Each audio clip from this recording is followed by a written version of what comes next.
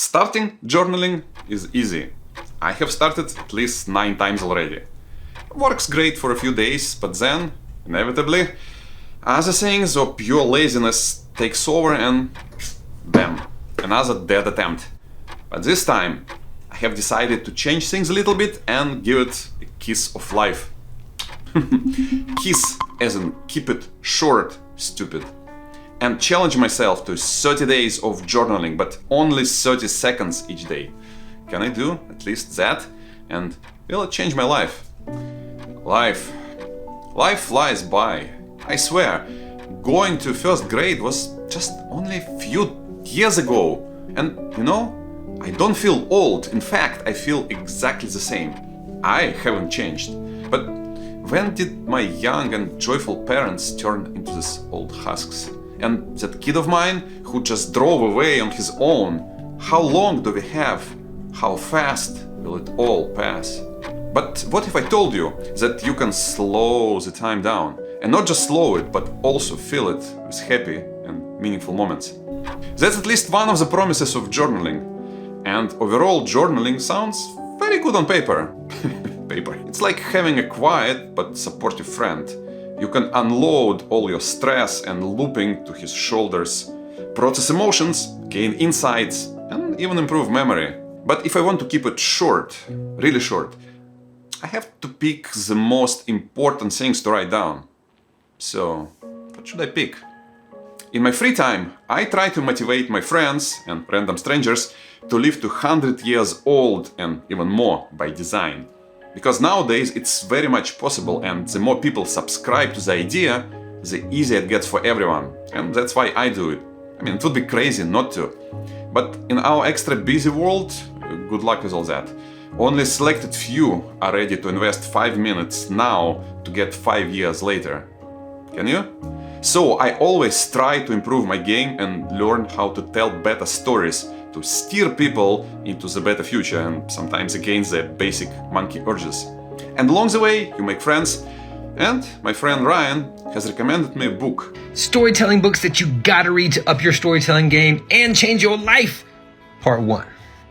Okay, so number 1 is Storyworthy by Matthew Dix. And that's where I actually found my answer to journaling question. What you can write down under 30 seconds each day as a few words describing the most meaningful moment or moments of that day. Let me give you a few examples, just from the first week.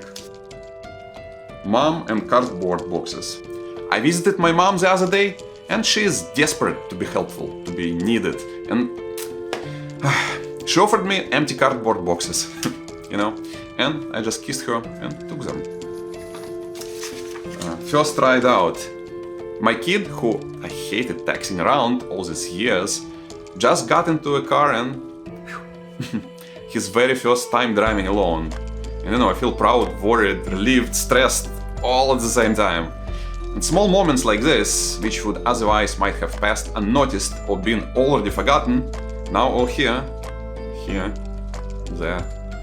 But the problem is, by the end of the first week, regardless of how great it was, I started to look for the ways out, almost forgetting to put the notes in, and in a way you kept me at it, because I felt responsible before my viewers to keep going. So there is a hump which you need to plow through. Well, let's see what our combined effort led to. By the second week of journaling, I've noticed that I actively pay more attention to all interactions with friends and family. It's like when you buy a new car and immediately start to notice other cars like yours on the road. When you keep writing about meaningful moments, your brain starts to notice those moments more often in your day-to-day life.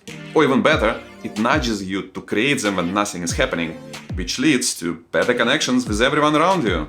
By the third week, I've started to get a feeling that time and life is slowing down.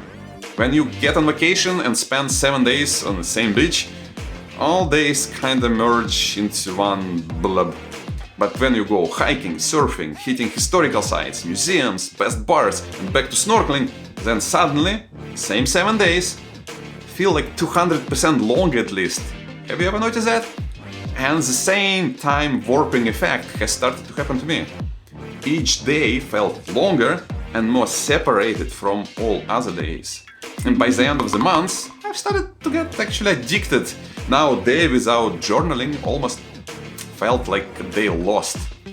By the end of the third month, yes, third month, I have started this 30-day challenge as the last-ditch attempt to get into journaling, and I got carried away.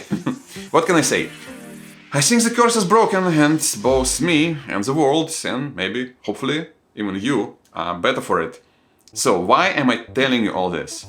This channel is mostly focused on living longer by using every trick the science and medicine can provide us, but living better is no less important.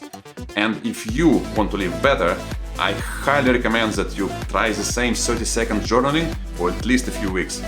But if you also want to live longer, check this video next to uncover your weakest or blind spots where years of your life are quietly leaking out. Living is smart, aging is bad. See you there.